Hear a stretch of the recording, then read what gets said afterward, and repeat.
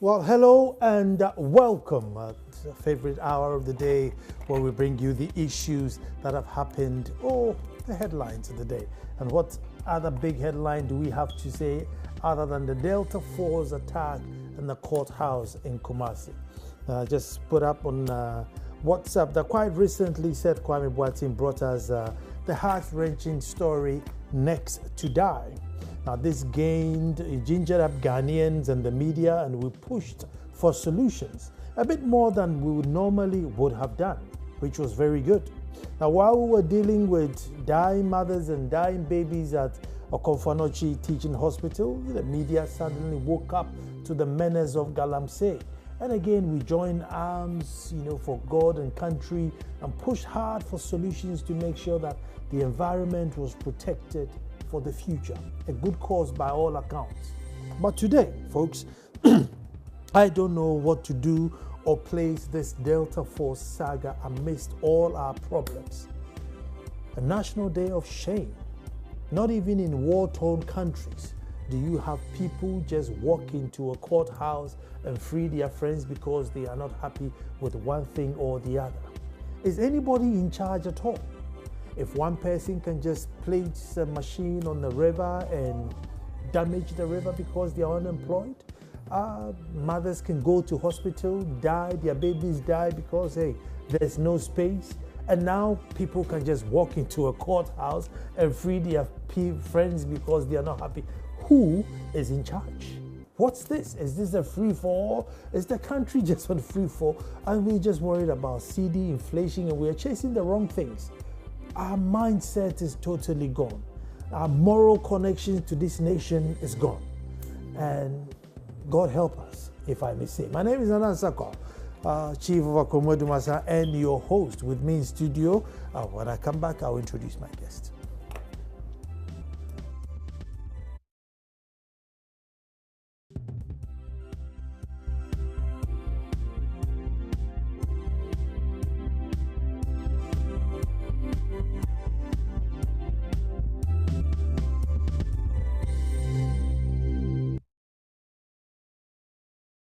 Delta Force attack, shameful, and even more shameful. With me in studio is Dr. Kwesi Biney, who is a security analyst, and even him, I don't know if he has got any answers for us. Doc, welcome. Thank you very much, my brother. Yes, good to see you, and Happy New Year. It's my pleasure. Yeah, it's not so happy, but New Year. Generally, that's right. New Year. Doc, let me start from this angle, giving you some ideas. Road safety, I think, have pegged road deaths nearly 400. And we are just about getting into the fourth month of the year. Environmental menace. I mean, anybody and anyone at all, so far as you don't mind getting dirty, can plug yourself in any river, any forest, destroy it because you're unemployed. You go to our hospitals and the doctors will say, listen, there's only one court and therefore I'll put 5 babies in there, babies will die. And now we've gotten to the stage where, you can even go to a courthouse and tell the judge, look, get out. Get out, I'm going to take my friends away. Before that, the issue was that they were not even happy with the security couple. So they actually barged into the security couple's office to say, look, you get out of here. I mean, is anybody in charge? I mean, what's this? Thank you very much, Nana. It's really baffling one's mind in an economy and in a governance state like Ghana, where we have come from a certain point, and we are heading towards somewhere more especially than we claimed. We have assumed the age of 60 years old. The question is, are we to or expected to see what we see now at the age of 60? It's very, very disheartening and very much heartbreaking. We're supposed not to experience what we're going through now, but it's a situation and circumstances, certain factors that is condoned and connived to really match us into this point that we've come to now. Now, talking of, it looks like what we are seeing now, as they claim to call them vigilante. But the question is, the vigilante that we know of in terms of its explanation or its definition is not what we're seeing today. Because when you talk of vigilante, everybody knows that they are volunteering kind of group. One way or the other, they are to be together, to be as well, very made up of the community. This is the elders of the community, due to crime that is popping up there, come together, of course, ensuring to inform the police of their intentions, and then the police will then, give them even that orientation as to be able to have a limit at which they have to operate. What is the essence of it? To be able to also to know the limit they operate, and then to be providing information to the state police, which is constitutionally mandated to implement the laws. Now, this is where we are, whereby the vigilante of its real definition is being what? Is being thwarted. It's been abused, I will put it that way. Hold on there. Let's take some sound bites of what happened today so we can get each perspective. Right. Most people have spoken on this issue, so let's get some of the sound bites.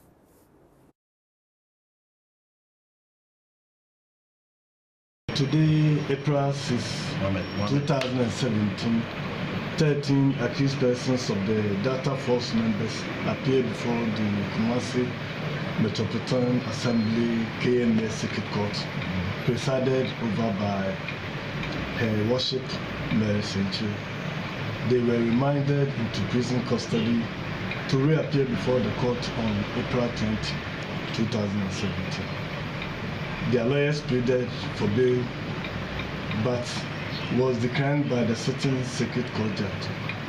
Their supporters, on hearing this, moved into the court premises, and in the process, all the 13 accused persons escaped through the back door used only by the judge.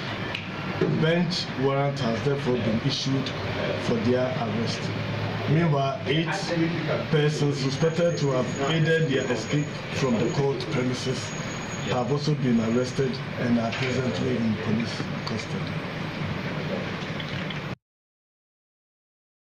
I speak to you today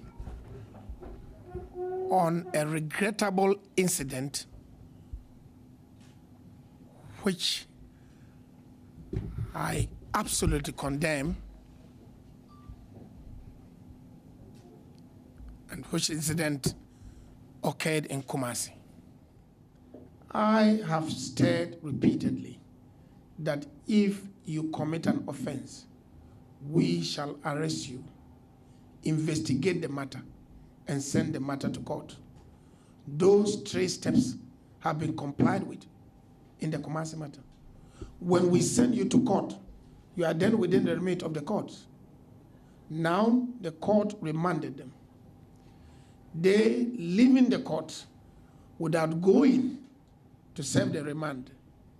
Again, it falls within our remit, and we have declared here and now that we shall pursue them and arrest them and bring them back to court. They are advised in their interest to go back by themselves or be subjected to the arrest that we are sure. That when you run foul of the law, you shall be subjected to the law. Look, don't detract us by irrelevant things.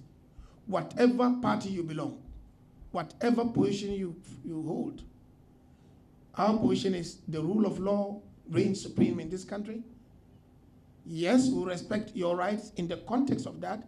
And so I think that we arrested them and sent them to court to have their day in court. Whatever it is, I'm happy that so far none of you has been able to contradict me that there is a situation where we haven't gone through those steps. MPP or NDC, CPP or PNC, Ghanaian or foreigner. You break the law in Ghana, you're subject to the law, you shall be arrested, you shall go to investigations, you shall go to due process.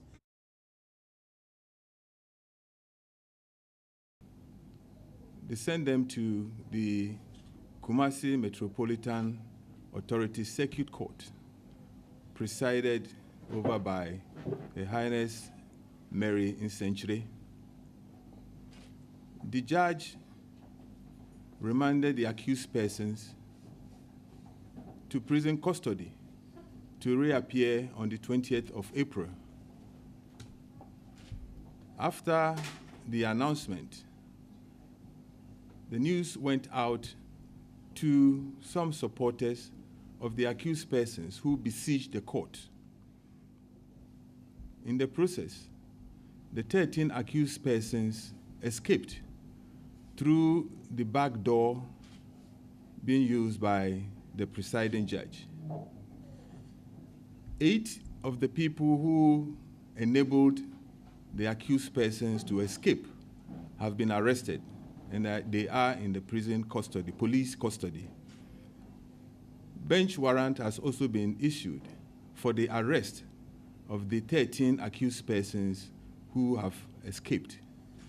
This is the facts of the case. We had police officers at the court, and we had about 20 officers also on the standby. But if you remember, we had asked, we gave the accused persons bail. I mean, when they were suspects, we gave them bail. Police bail.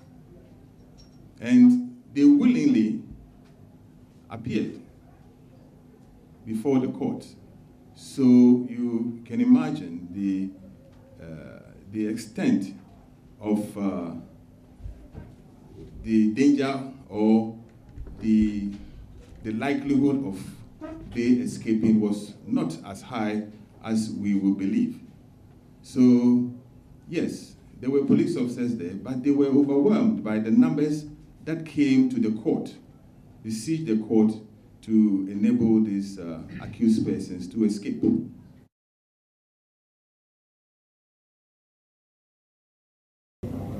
There is no legally registered vigilante group. So I don't know of any person who belongs to any such group. But of course, it is not possible that the national security agencies will absorb into the agencies anybody who has a criminal background. Security checks are undertaken, criminal checks are undertaken to make sure that everybody who is employed into the national security system has passed the necessary security and criminal checks. And again, I want to emphasize, we must try not to politicize the security agencies, and we commit ourselves to doing just that. Mr. Speaker, once an incident has been investigated by the police and the law enforcement agencies, and they have determined or established that crime has been committed, the necessary sanctions are applied. In this case, after the investigations, if it is established by the police that some criminal actions did take place, those who were responsible for those actions will certainly be sanctioned in accordance with the laws of the country, and they will not be spared only because they belong to a particular political party.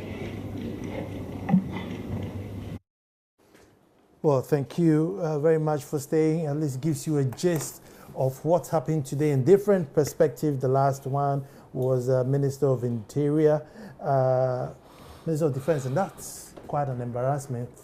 Going to Parliament today to say you don't know any group that's been registered. National Security Minister Kendapa going to the Parliament to say that you don't know anybody who's been registered, and that whoever misbehaves will be arrested. And just as he leaves there, a group that's very much attached to his political party, you know, disgrace this nation. I mean, it's a national. We're all embarrassed. I mean, if somebody in the foreign media is reading this story, they're not going to say it's the NPP. They're going to say it's a Ghanaian court, and then we are all roped into this ultimate disgrace. Let me say welcome to Sam George, Honorable Member of Parliament for Ningo Pram Pram. Sam, you're welcome. Thank you very much. Doc, let me come back to you. Embarrassment for the minister. I mean, you see, sometimes we use semantics, you know, and when the cameras were over, I was complaining about big English, big English. Oh, no group is registered, no group. Of course, no groups are going to be registered, but it is a known fact, you know, and you know, you think that at that high up, you don't go back and say, well, nobody's registered. Well, why do you register them? You know, I mean, should we get off this semantics and get to work and reprimand people? Precisely. You see, we need to be very, very circumspect and straight to the fact of the ground, because it is not something that is hidden in the eyes of the Ghanaians who are watching what is going on right now. So you cannot, like you were saying, you cannot play semantics here. We need to go grounded and see how best we can uproot it.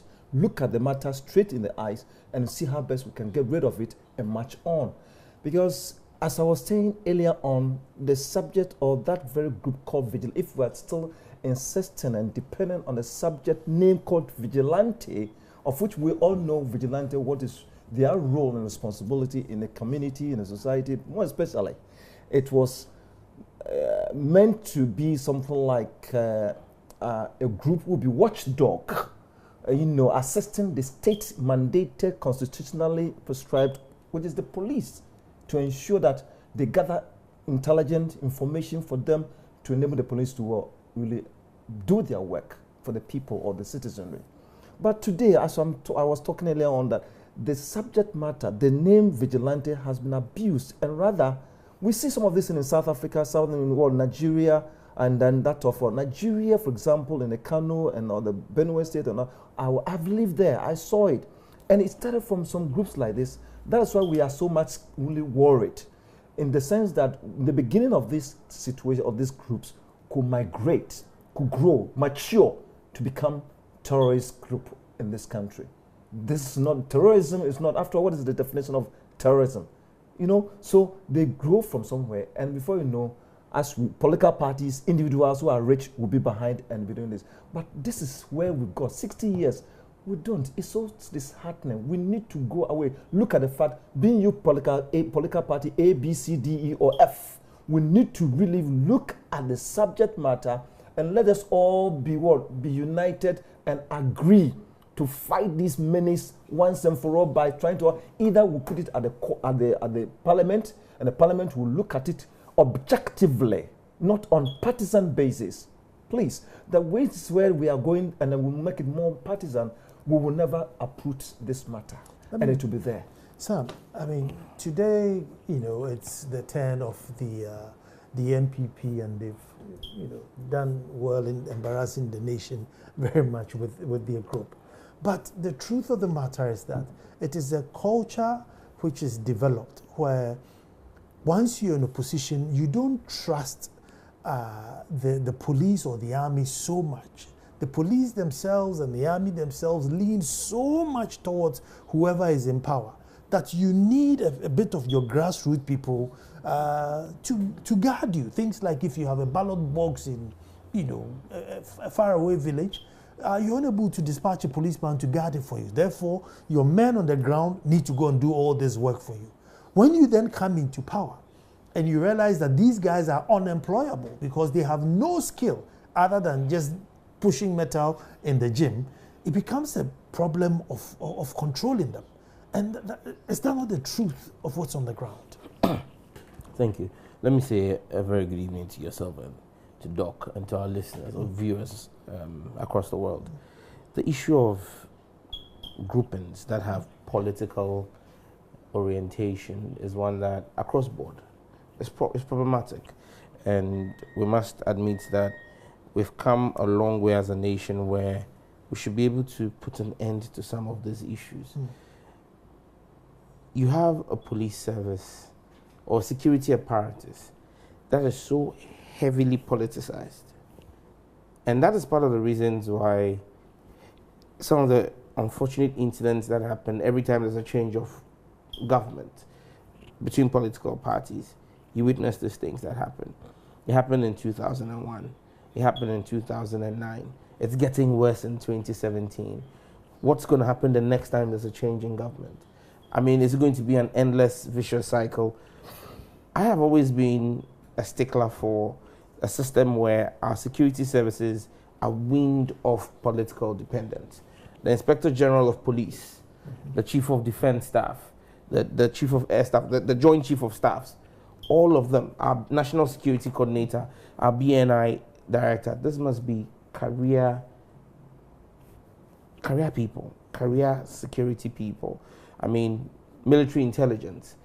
You know, most times people don't really look at military intelligence in the research department. But these are the real intelligence gathering agencies. And you realize that with our research department and military intelligence, very little political interference goes on there because they do hardcore intelligence gathering. Most people look at the BNI and national security. I mean, those two agencies have been, forgive me, they've been bastardized by politicians. But the research department is our version of the CIA. They sit down there and do a lot of intelligence gathering, both internationally and locally. Military intelligence is our version of NSA. They do a lot of intelligence gathering for the military in safeguarding the nation. But you see, when they do their work and they bring the intelligence to the table, it comes to a Joint Chief of Staff or a Chief of Defense Staff, or it goes to an IGP or a National Security Minister who is political. Then you see the political coloration. I mean, this morning, I was overruled by the speaker when I asked a very simple question. I asked because when the Minister for National Security came in and was asked the question, I stood up to ask a supplementary question. I asked him, I said, Minister, can you tell me what your position as Minister is, Minister for National Security, on an issue that has been raised by a leading member of your party, where he says he was on, and strangely, he was on your sister network, Adom TV, Big Dream, where the Honorable Kennedy Japan made claims that for him he supports the Delta Forces and Invisible Forces, and that they must be grafted or drafted or absorbed into our national security apparatus. The national security apparatus should not be a dumping ground for party apparatchiks. No. Yeah. I mean, it is wrong. What do you support? And the speaker overruled me. Because, well, maybe he felt that I was putting the gentleman, the minister, on the spot. The question you must ask is, the minister comes to Parliament and tells us that these groups are not registered. And so he is unaware of how to clamp down. And I ask, can anybody tell me where ISIS is registered? Or where Boko Haram is registered? Or Al-Shabaab? Nobody registers these groups. There is no way. But you see, like Doc was saying, some of the things you see today that have metamorphosed into Boko Haram, they started as regional vigilante groups. They were called the Arawa People's Congress, APC. Yeah. They were up north in Nigeria. Down south, you had the OPC, Oduwa People's Congress, and then you had the Isakaba in the Niger Delta area. That's right. They have became the Bakassi boys, you know. They became the Bakassi boys. They have metamorphosed into all of this terrorist group. So most of the people who you see today leading Boko Haram, at one point in time, were a group, a regional or ethnic group that people used for political activities. So what you're seeing in Ghana today are the seeds of a future terrorist group. That's right. If we're not careful and if we do not nip them in the bud. And for me, this goes beyond politics because, look, when terror strikes, it has no political coloration. That's right. That's right. Today, the first victim of the Delta Forces is an appointee of the president, the very political party. The regional security coordinator who was attacked about 2 weeks ago, he's not an NDC man, he's an NPP man. But he's been attacked by these very young men who work for the NPP. The Ashanti region is supposed to be a bastion for the NPP. That is where you're having these attacks going on. And so you realize that it is beginning to get out of hand. And it's simply because, and impunity, I mean, look, let's call a spade a spade. Do you for people to storm the regional coordinating council, they must have some certain level of backing for them to be able to storm a court. Sam, Sam, I mean, you are in Parliament. Who's in charge? I mean, is there anybody in charge? Because it looks as if anybody can do anything. It's just unless you don't want to do it. From Galamsey to Delta Force. We're talking about the Konfanochi issue where babies were dying. I mean, it's like anybody, unless you really don't want to do it. So you guys are in Parliament and we are out there. Who's in charge? Who can press a button and, some order will happen? You see, in Parliament, the best we can do is to pass the legislation. There's one thing that I want to give the current speaker credit for. The current speaker is beginning to show a certain power that the Speaker of Parliament has that we may not have seen necessarily in previous parliaments. When issues come before him, and it has to do with a sector minister, he refers it not to the committee that has oversight responsibility alone, but he refers it also to the sector minister and demands a response to Parliament within a time frame.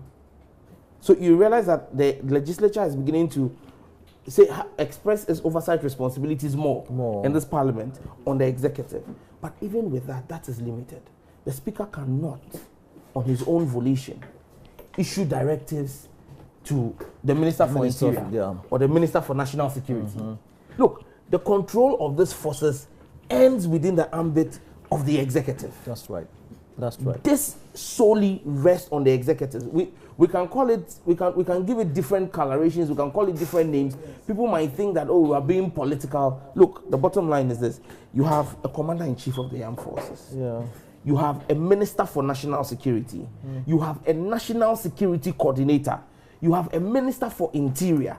You have a BNI director. You have a minister for defense. And then a national security advisor. 7 people in the security chain. Masa, even a nation at war doesn't have that many security appointees. We have it. I criticize the number of security appointments, but maybe the president may have had a premonition of something. And if he's appointed all of these people to work, they must either work or be kicked out. Let me go to Doc and then I'll come back to you. Doc, we can have 25 security apparatchiks in the chain. You and I know that if any crime occurs and it has a strong political color, that's it. The police will back off. Exactly. That's right. So it doesn't matter how many people you put in the chain. Unless the crime is a neutral crime, they won't act. And, that's the history we have. So I don't know, going forward, what difference can be made? Before I really look at that subject of your question that you are putting across, I would like to go back a little bit to, interject or to maybe say, to add something to what Honorable Member of the Parliament was talking about, that indeed he heard one of the Honorable Members of the Parliament who is advocating for the essence or the importance of these very vigilante groups being roped into the security agencies. Could be the police, could be the armed forces, could be the immigrations or whatever. One of them, any of them.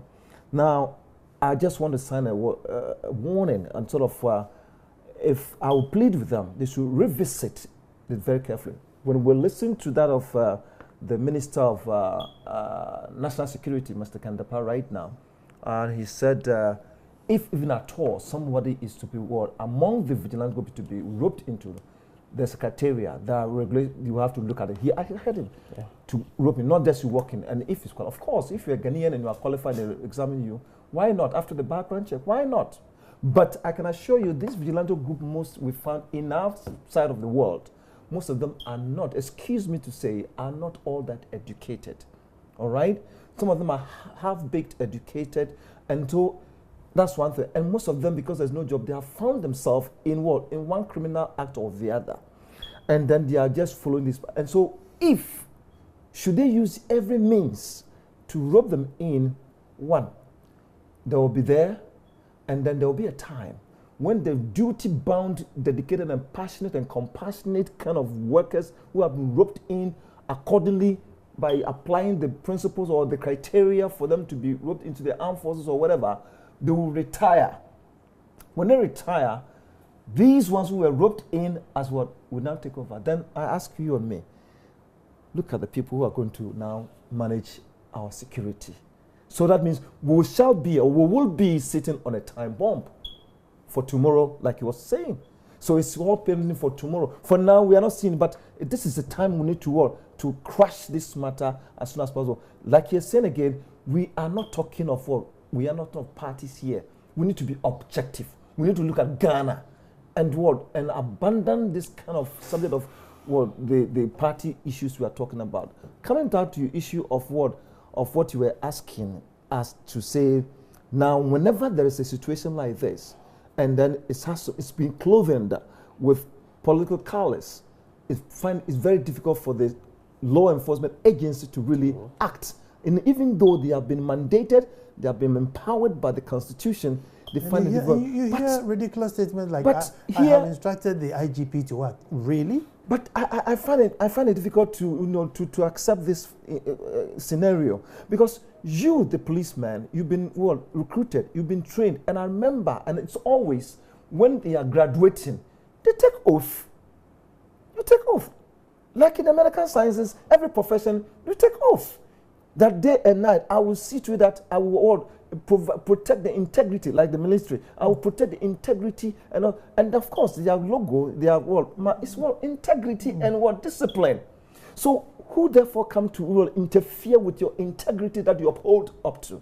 Okay, so that area I am pleading with the police to revisit and reconsider and look at. But will they ever work without what, like Sam said, that if the IGP is a political position, can we ever achieve? This is where again we need to also revisit that area. That I would suggest and will advocate that henceforth from now on, if they wouldn't mind, I mean, I'm advocating that some positions like what you're talking about, the IGP, the chief of all the kind of thing shouldn't be political. When you get to that level and you are due, no matter whatever, you must be your qualification, your experience have really matured you there. You must be given the and you manage so that you be neutral and then play your role there. As long as it's clothed with the political callous, I bet you, Nana, there will be no way. He's a human being. He will dance to that, and that is where we have the problem. And not he having, but the citizenry will feel the pinch of this. What we are going now. Look at what's happening now. So, will Parliament summon Kennedy Japan to Parliament to find out why he's urging this vigilante group to carry on, and that he was so emotional that even if anybody dared try them, or he was going to hit the road. I mean, is Parliament going to call him, or because it's again clothed in politics, let's keep quiet about it? No, truthfully, I don't see it happening. I don't see Parliament calling the Honorable Kennedy Japan to answer any questions. It won't happen. You see, that's the partisanship in our system. I mean, and if it was the other way around, if it was my party in power, the same thing won't happen. We won't call the person. I mean, we've become so partisan that it beclouds our very sense of judgment. I mean, I won't take myself out of it and say I am not partisan on certain issues. But then I try my best to draw a certain line at certain points. Because, like I said, this is something that our future is at stake. I mean, if we keep playing politics with this, whether it is the Delta Forces or whichever group in the NDC anybody may wish to call, if that group becomes a terror group, you do not know. Maybe I may not be in Ashanti region or up north or wherever these groups operate, but I could have a family member who is there. I could have a constituent who is there. I mean, and so there are certain places where we must just draw the line and say, okay, look, here, enough is enough. Enough of the politics. Let's come together as a people and let's do what is right. Nana, I asked the question. No group of young men without political authorization, without political backing, can storm an RCC and go and attack a regional security coordinator. I mean, that's the head of national of security. A liaison to the national security in the region. No. That's a total breakdown. Exactly. Yeah. And you see, Nana, it happened in the RCC. The RCC is headed by the regional minister. If you listen to some of the things that are emerging from the attack of the regional coordinator, you would see a certain picture of some people who are political actors, major political actors in the region, who were not comfortable with the appointment of the gentleman as regional security coordinator. And so, let's turn a blind eye. Let this gentleman come and let them take him out. If you listen to the police commander, the Ashanti Regional Police Commander, on the issue of the regional security coordinator, he says that they want the regional security coordinator not to come to work. Is our police telling us?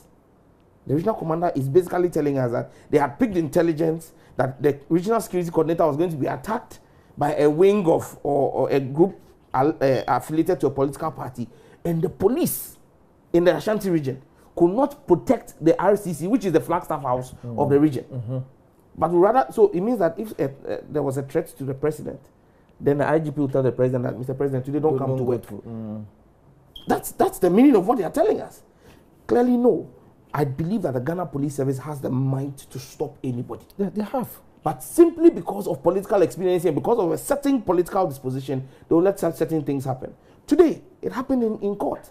If you listen to the first press conference that was granted by the Ashanti Regional Police Command, they said they did not know, they did not foresee the attack. And so they sent only 4 policemen, including a pregnant woman. A pregnant policeman? Yes, a pregnant policewoman.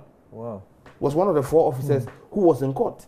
But when you listen to the IGP, he says that they sent 20 men. Yeah. There's a certain contradiction there. They sent 20 men. Do you send 20 men unarmed? Why would you send 20 men to protect 13 men? It means that you anticipate a certain action. Would you send those 20 men unarmed? Or are you telling me that there were 20 armed policemen with AK-47s, and these men, the macho men, Delta forces, overrun them? Then we are in a case of situation of lawlessness. Then we should as well be declaring a state of emergency in the Ashanti region. I think that, or I hold the view that, look, this boils down to political expediency and political will. These young men are holding certain big political weights, forgive me, by their cojones, by their balls. They did things for them during the election. And they are telling them, Massa, you can't call us to order at this time. And if you watch, I was saying this morning, earlier this evening on the news when I was called, when the president came to Parliament and spoke about the vigilante groups and said he was going to clamp down on them in the State of the Nation address, the following week, the invisible forces went on rampage. It was a sort of defiance of what the president said. This weekend, the president was in the Ashanti region and told Asante Hene Otumfuo that he was going to clamp down on the Delta forces. Then they storm a court. Well, they strike even in Koforidua. Yes, in Koforidua. Then it's as if every time our president speaks, then this gentleman may are being engineered by some political forces that may want to send a certain picture to defy the president, call his bluff, do what you want to do.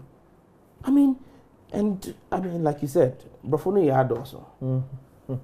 It looks like we have to just throw our hands up in the air and hope for the best.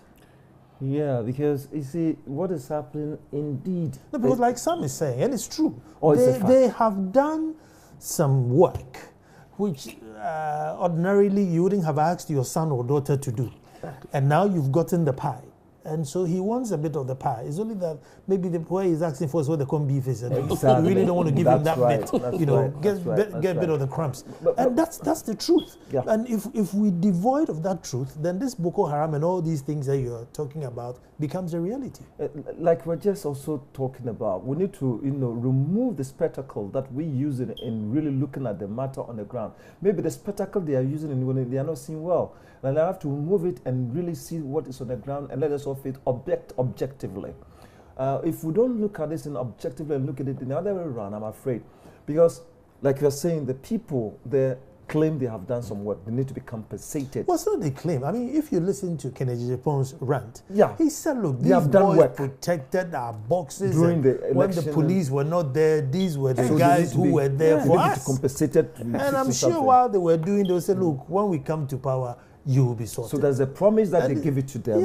It's what now they are not seeing it, and therefore they have to follow. But then I think, you see, all boils down to the subject of unemployment. No, it's not about unemployment. I don't think they're employable. I don't think they are carpenters. I don't think they are plumbers. They are not pilots. They are not doctors. They are not nurses.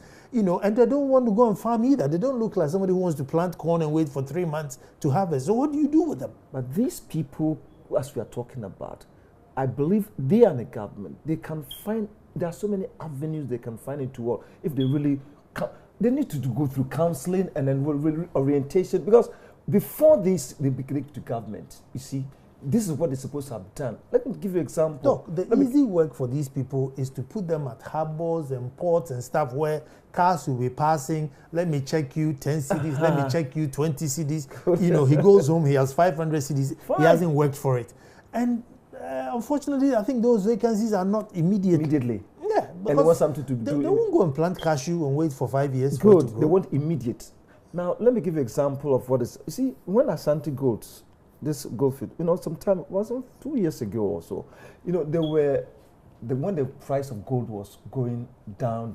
You remember, they have to what? They have to lay off many of them and pay them their compensation, etc. But I like one thing. I have to raise my voice out, because look, if we don't at that time really find a way, get an institution involved in what? In counseling and orientation of the workers who are going to be deployed or being asked to go home with their money, these same people, you will get 1 billion, 1, 2, or whatever amount to that within a short time to go, and they will be turned back into criminals in the society, and begin to terrorize the people around that place. They did it, but I tell you, that thing was escaped. So now, when the money came to them, they knew what they were going to use it for, and one of them have been really established. So that's unlike before. GT did the same thing, and I tell you, most of them have committed suicide because they got the money, they have not, and most of them are now criminals. Most of them are into something else. So the same way this vigilante group that we are talking about, I was of the view, thinking, or might have thought, that before this time that we're experiencing what we are seeing, they're supposed to have taken them through orientation and sensitize them on certain things. But I think that there was an overt. You know, they give them so much assurance. And that is the effect and the consequences today. So we need to really revisit it. It's not too late. Something can and must be done. Sam, as a state, what do we do? Because I've never heard of this before, that, you know, people can literally walk in the courthouse and say, look, I don't want you to try my friend. Walk my friends through the judge's office and use the backing. I mean, it's impunity beyond all else. Yeah. So, I mean, as a state, is there anything you can trigger or can... No. What the state can do at this point in time is to reassure the general public, and this solely lies in the ambit of government, the executive, reassure the general public that they're in control of the security of the state. How? By making sure that again, come and speak English to us. within the next 24 hours, we hear that what happened, what we are told, or what I've gathered is that after the processes, after the young men were walked out of through the judge's exit, they headed straight to the NPP's regional office. When they left the court premises, they marched straight to the NPP's regional office. So when the reinforcement team from the police came, the first place the reinforcement team went was the NPP regional office, and that's where they picked 8 of them. Okay. Now the 8 people who've been picked are not part of the original 13 who were arraigned. No. Okay. So the 13 who were arraigned are still at large. Okay. Now, those who stormed the court are clearly in breach of Article 1272 of the Constitution. That's the independence of the judiciary. Of the judiciary, yeah. The independence of the judiciary. I'm surprised. I don't know if they've spoken. I haven't heard anything from the judicial yet, yeah. No, I heard. I know that they've only made a request for security for the judge because the judge's life was threatened. Exactly. I can't confirm it, but I heard they were in a meeting to say they were going to boycott that case. No, literally court. Yeah, sitting. Court processes. Court processes. But I can't confirm that. But I heard they were in a meeting to boycott court processes. Because it is. Look, we had been people, scary for the judge. Yeah, of course. She's a female judge. Of course, must have been scary. Of course. I mean, we've had instances, and look, let's not run away from it.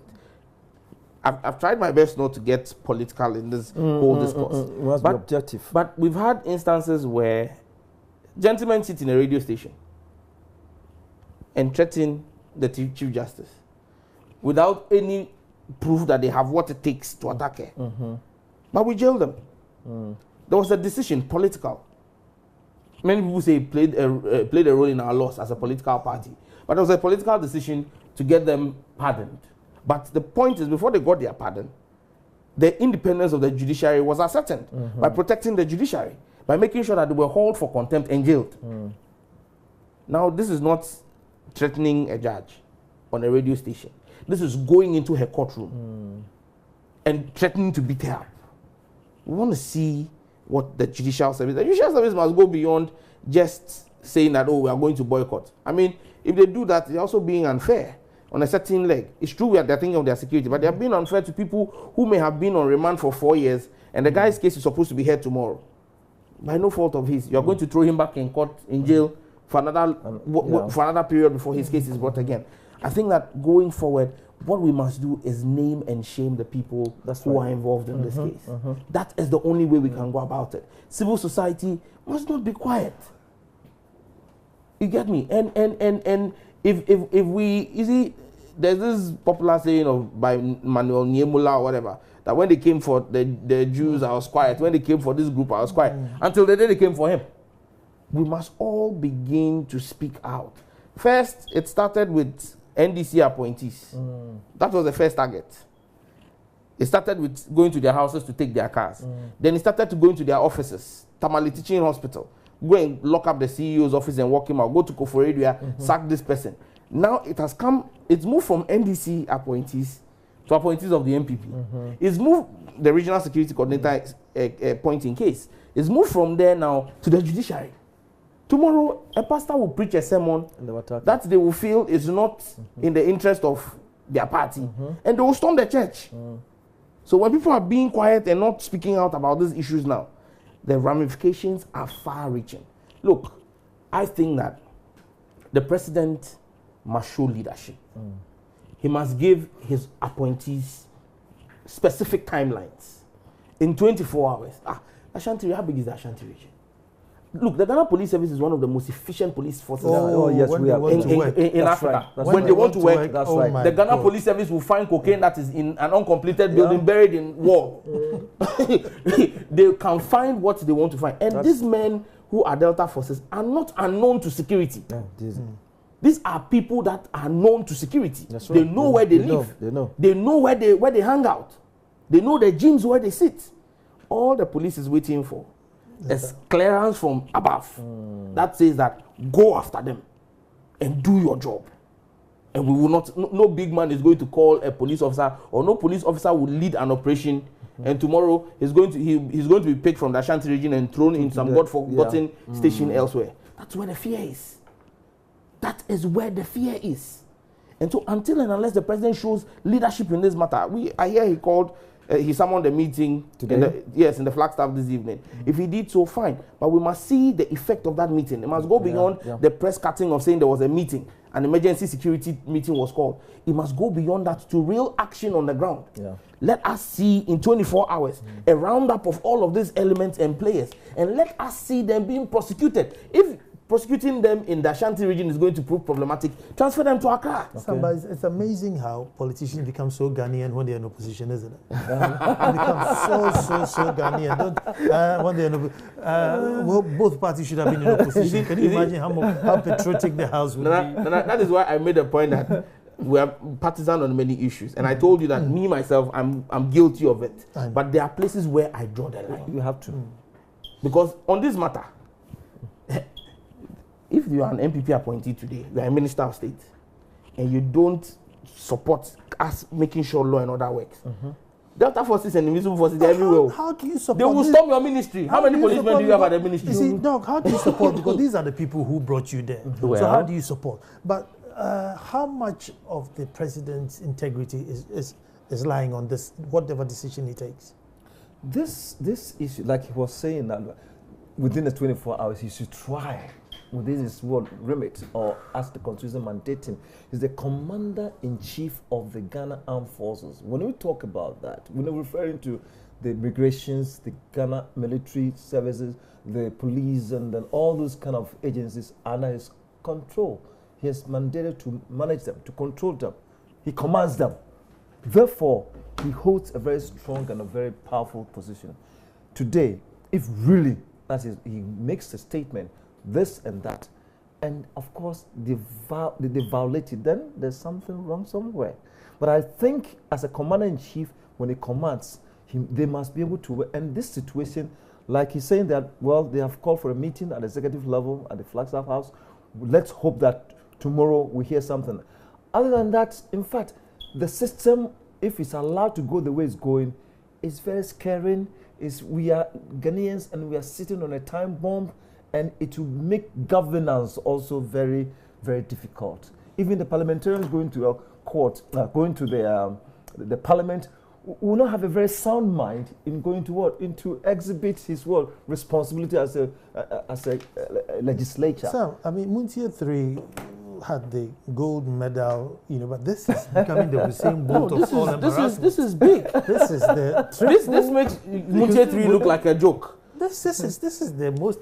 It's sad, Nana, and Nana, you see, truthfully, even Parliament has come under attack of these groups. When there was the transition, on the 9th of January, they came to Parliament. Who? The Invisible Forces. Oh, okay. Yes. Really? They said they were coming to take over security at Parliament. Really? I'm telling you. But I've been asking a question. The Invisible Forces and Delta Forces, why haven't they gone to take over Bema Camp and Kamina Barracks? Why aren't they going to those places? You get me? They pick and choose. If they are really invisible, they should go and take over Bema Camp. But you see, going forward, I think that as a nation, we just need to call a spade a spade. Exactly. And then do what is right. Look, exactly. The president must put his cap, he must wear 2 caps at this point in time. As Commander-in-Chief of the Ghana Armed Forces, he must not wear the cap of Commander-in-Chief of the Delta Forces and Invisible Forces, but Commander-in-Chief of the Armed Forces, and as leader of the NPP, call a party meeting. Whilst he's working as Commander-in-Chief, he must call his party regional chairman in Ashanti region and in all the regions. These boys worked directly under those regional chairmen. Some of those regional chairmen today are regional ministers. Yeah, okay. Yeah. Call them and tell them, call these boys to order. Find a way of politically taking care of your men. Look, I will not, if it was in the NDC, I will not throw away the young men who helped us. But we should also not allow the internal issues of our party to affect the governance of states. And that's why the president must be able to sit as president, commander-in-chief, and say, hey, let's ensure that there's security. Sit as head of the NPP and say, guys, what can we do? What is an immediate stopgap measure? Look, if you just apply force and drive these guys out and think you are disbanding them and chase them around, you are fighting Galamsey. They'll find themselves in those pits right now, providing security, and they worsen the problem for you.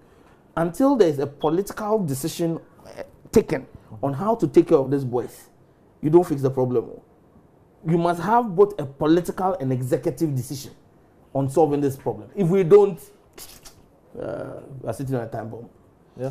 Sitting on a time bomb. Yes, that's right. All too soon, that's what time will allow us. But I hope to God that by tomorrow, they would have spoken to their boys behind the scenes and then given the police the directions and the backing so that peace will prevail and integrity will prevail. But this should be the last of it. It shouldn't happen again. But as we are nearing Easter, I always take this opportunity to invite you to the little republic of Akwamu Edumasa. And this Easter, on the 14th and the 15th, the commander-in-chief of Akwamu Edumasa. There's a bit more order. You can't just storm into my courthouse. There are no invisible forces there. No invisible forces. I'll see you.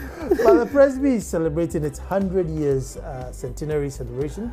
As on the 14th, which is on the Saturday, they have a massive kiddie fest, if I may say. So all the children in the area are coming to have their festival, and then on the Saturday we have a grand derby, and then on the Sunday the moderator is visiting us as the Easter Sunday. So be there. Let me see you. I'm inviting you. You have to come to the little republic of Edumasa. Thank you for watching. Tomorrow we'll be back to do this all over again.